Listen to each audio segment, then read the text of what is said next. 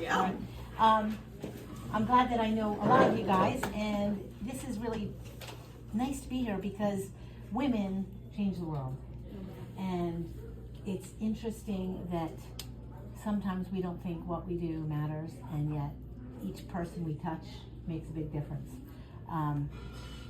And the choices we make also touch so many other lives.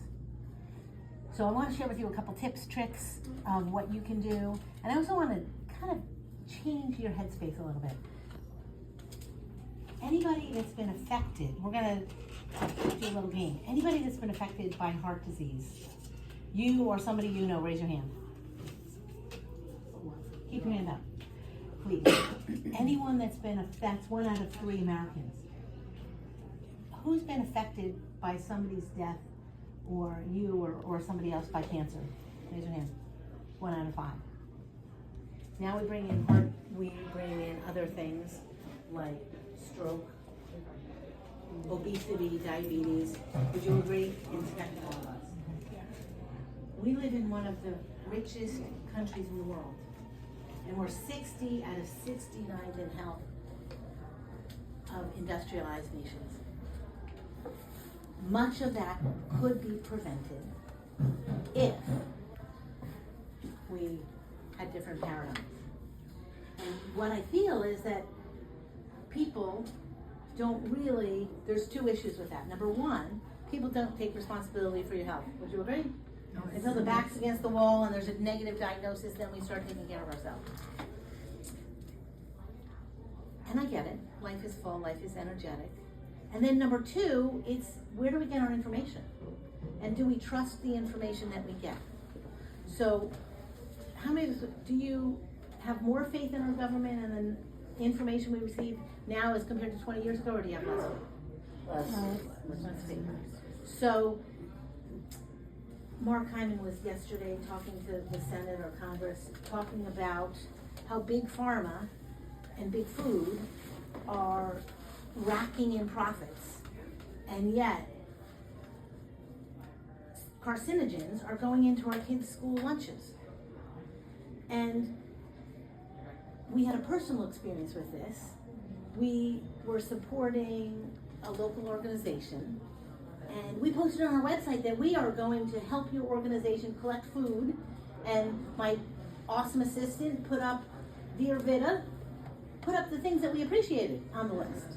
We didn't put in the white whole flour and enriched feed. Within 5 minutes, we got a call complaining that we did not put the whole list on the Facebook post. So people are really, really programmed, and so our hope and prayer is that you can think.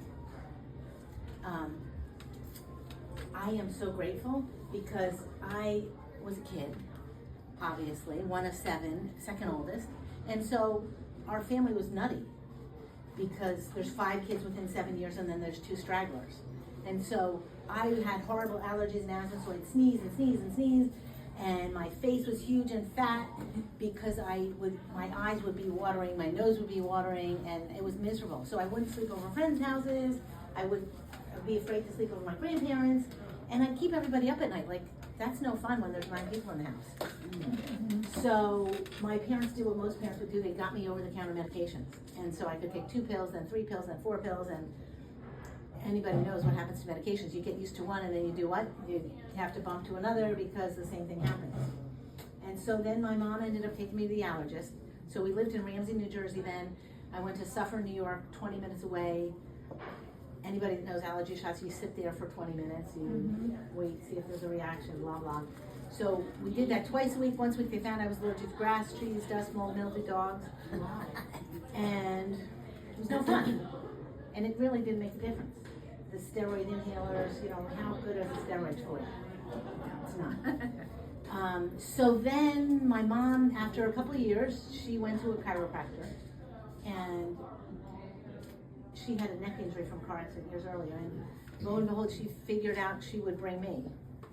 And so they found something going on in my neck, my upper back, and I started getting adjusted, and lo and behold, the allergies and the asthma went away. Wow, that's amazing. And I am so grateful. I can't imagine where I'd be if my mother never brought me to the chiropractor. My sister in high school had Bell's palsy. Anybody seen that? Your face droops, you drool, it's miserable. And so the common medical treatment is take steroids. And so another side effect of steroids is you gain weight. So she gained 25 pounds in a couple weeks. She was already heavy and it was no good. So Kelly got it again in college and she went to the chiropractor. And she went to the chiropractor and lo and behold, the body fixed it. We get to see these miracles every single day. And I'll share with you a couple stories of other people that we've been able to experience. What people don't know is there's an inborn intelligence within each one of us. Think about it. Your brain talks to every single organ, tissue, cell in your body. And if the brain is not functioning right, then many of you have heard probably some of this before. What I know though is you've also been programmed. Why? Because you see 60,000 different, you think 60,000 different thoughts every day. And by the time a kid is 18, they see 200,000 hours of drug commercials. So you would do well if I said plop, plop, fizz, fizz. And you would know if you ask for the purple pill next time you go to the doctor, what are you going to ask for? Nexium. Yep. And what about looking out for our men friends? If they needed to go get a blue pill, right? So everything is on the table these days. Nothing is sacred. And yet, if your brain is talking at 270 miles per hour through this beautiful nervous system, and those messages don't stop here, they continue to every teeny tiny little cell, then we have health, right? This and the dysfunction of the nerve system starts early on. Why? Because kids are pulled out of mom with 70 to 90 pounds of pressure. We're more advanced today. We use vacuums, forceps, so it's 90 to 120. So sometimes people say, well, why would you check a kid? Well, think about it. Constipation, colic, ear infections with kids. When the brain is sending those messages at 270 miles per hour, we have health. Anybody have stress? We all know we have stress, yes? We have chemical, emotional, physical stress. And so when we have stress, this is what happens. Those nerves short circuit. So whether you feel it, you don't feel it. Oftentimes I hear people say, well, I never needed to go to the chiropractor. Okay. You ever go to the dentist? And when do you go to the dentist? Do you go like when your teeth hurt? Every 6 months. Most of us, by the time we're 3, 4, we know to go to get our teeth brushed, etc., etc. Yet, we chiropractors have done a cruddy job at teaching people. Why? Because if your brain is sending messages here, and it's going to your lungs and your heart, and there's a dysfunction, there's stress on the nerve, and that nerve to the heart is working at 40%, and then that message is going from the heart back to the brain at 40%. Is the heart getting stronger or weaker? Weaker. Getting weaker. And that could be like that for 20 years. There's got to be 60% dysfunction before you have a symptom. You get a symptom, and what have you been trained to do since you were this big? Go to the doctor. You go to the doctor, 3 paradigms of health. The first paradigm, you go to the doctor, and what do we look for? Symptom. A symptom to treat. Yep. So we typically go to the doctor, and they give us a medication. And if the numbers go down, you know, on your blood levels, oh, my cholesterol goes down, I'm good. Okay, did you address why the cholesterol is high? No, we're just treating the symptom. See, back in 1984, the cholesterol, normal cholesterol was 350. Now, for a normal person, it's less than 150. If you have heart disease, it's less than 100. And all these medications have a side effect. Remember, in 1984 too, they said go fat-free, right? They came out with all these products. Snackwell fat-free, Fig Newton fat-free. Do we look any thinner? In general, would you agree that obesity is out the roof? Yes. We've got a new pill, we've got a new shot. And for lots of people, I was just troubled. We had a mom bring in her little daughter in last week. And I've been encouraging the mom for 2 years to bring herself in, not just her 12-year-old kid. And she finally said, oh, I think I'm gonna come in. And she said, oh, I'm starting Ozempic tomorrow, and I'm so excited. And I said, oh, well, did they give you any information as to what you should be doing besides taking the Ozempic? Oh, no, I just have to take the Ozempic. I'm okay. What's wrong with that picture? Makes me angry. So, your body knows how to heal. That inborn intelligence within you is smarter than any doctor you ever go to. So there's one paradigm of health, we go to the doctor when we have symptoms. Number two, I never go to the doctor, I'm good, I go get a homeopathic, blah, blah, blah. Is it addressing the underlying cause? Not really, right? There's a reason why we get sick. And then there's a third paradigm of health of, let's do whatever it takes to be the best I can be.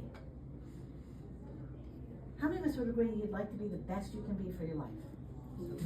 Not just till the symptoms go away, not just, how many, I want my parents to live till they die, yes? What about your kids? You want them to live till they die?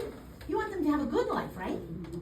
And yet, we treat our health almost like, say you go into a beautiful romantic dinner, right? And it's dimmed, the lights are dimmed. And you go in there and it's really uncomfortable in the beginning, isn't it? Like, oh gosh. And then over time you don't even notice that it's that dim light. You're comfortable in the candlesticks. And then you leave and you go into the bright sunshine, and again, you have to adjust. With our health, we are used to that dimming light and we think that's normal. I hear it all the time. People say, oh, well, I can't do that anymore. I'm getting old. I can't do that anymore because I have a bad back and bad neck. I have this or that. I think there's something better out there. One of our people, God love her, a woman named Katrinka was coming into us for years. And she would come in knowing she had this MS diagnosis. And she would come in, bring herself in. She knew getting adjusted meat would make the biggest difference. So she would come in, get adjusted, feel so much better. This went on for years. Over time though, the MS took course. And so her husband would wheel her in. The husband, more than 20 years older than she, would wheel her in. She would get on the table. I ended up eventually going to her house to adjust her. This woman, even though she had all this going on, she knew that getting adjusted would make the biggest difference. What a gift to be able to share this with somebody else, whether it be somebody, a kid with back pain, or an older person. I mean, she wasn't even old. We get to see all sorts of people every single day to have this health. So right now, would you agree most people judge their health by the presence or absence of symptoms? Yeah. So not that we want to play symptoms, but we have a paper